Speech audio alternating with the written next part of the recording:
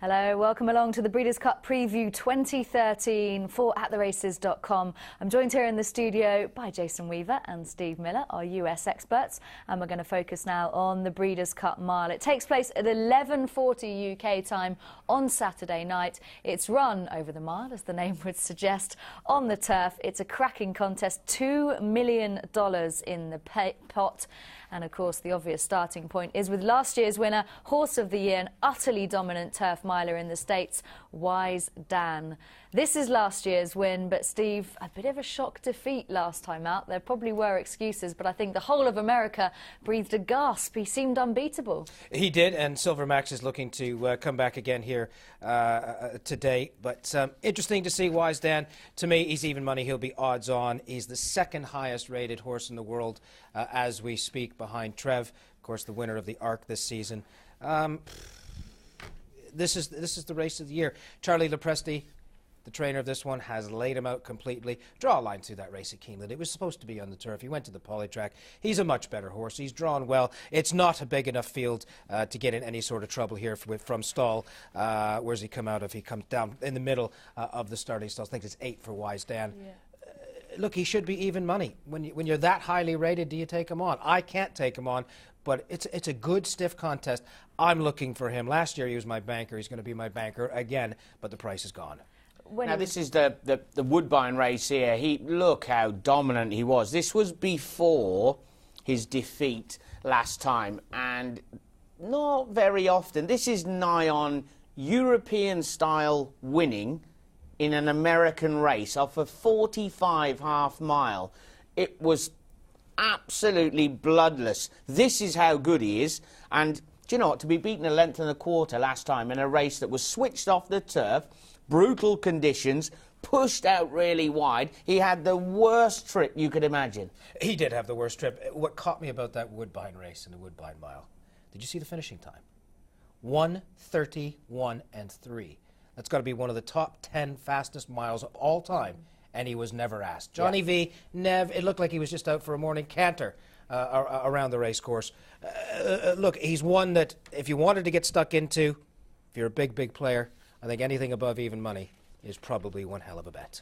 He's drawn in stall 8. If we take a look at the rest of the field he will be facing, it's a race we mentioned the Europeans have had success in. Cristoforo Colombo, one of the representatives, along with Olympic Glory, who's the obvious horse to take a look at from the home challenge, winning the Ascot, the QE2 last time in the first time blinkers. The question mark for me, Jason, for the Richard Hannon runner would be the ground and whether this race is really an afterthought. Yeah, two-turn mile on fast ground compared to the straight mile on very testing ground at Ascot. It's a completely different discipline. Got to ask yourself whether the visor are blinkers are going to work for the second time. But listen, a big pat on the back. They're going out there. Who's to say, that of 2 horses out of the whole of the Breeders' Cup that are going to run medication free of the Europeans, and that is this lad, Olympic Glory, and Romantica. For you, Richard Hannon got a chance with this one? I mean, he is a tough horse. That will give him that. He is tough as old boots and tough as nails, that's for sure.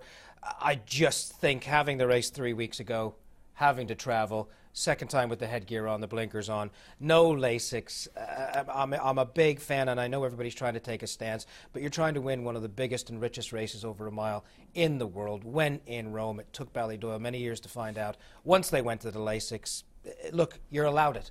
Why not? They've gone without it, so it makes Wise Dan even stronger, in my opinion. But look, it would be great to see. There's nothing that Sheikh Johan hasn't won this year, so why not go and win a Breeders' Cup race as well? He's certainly on a roll, isn't he? Olympic Glory fielding the best of the home challenge. A couple of others to look at a bigger price then, although Wise Dan's going to be very tough to pass by the look of it. The likes of Tsar Approval, we got Obviously in there. Are there any others at all that you could give a chance to here, Jason? I mean, Tsar Approval, Christophe Clement's runner, he is the absolute king of the turf out in the States. He did get a lovely run round, 2-3 wide, brisk hand drive is the way it was described again.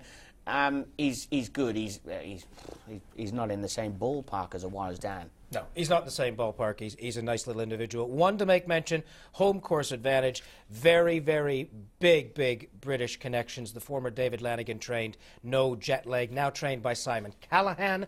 Of course, an expat doing very, very well out in California. Drawn very well, gets Mike Smith. Left the David Lanigan yard off a very poor run at York in June. He was rated very, very low in that.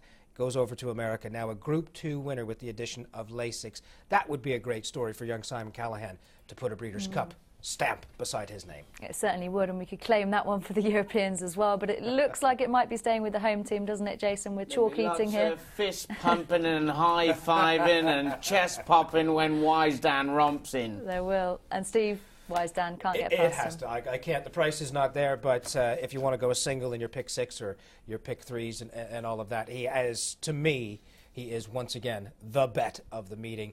When you're second highest rated horse in the world, you've got to believe what they say. So we're going for Wise Dan, the favourite to win for a second year running in the Breeders' Cup Mile.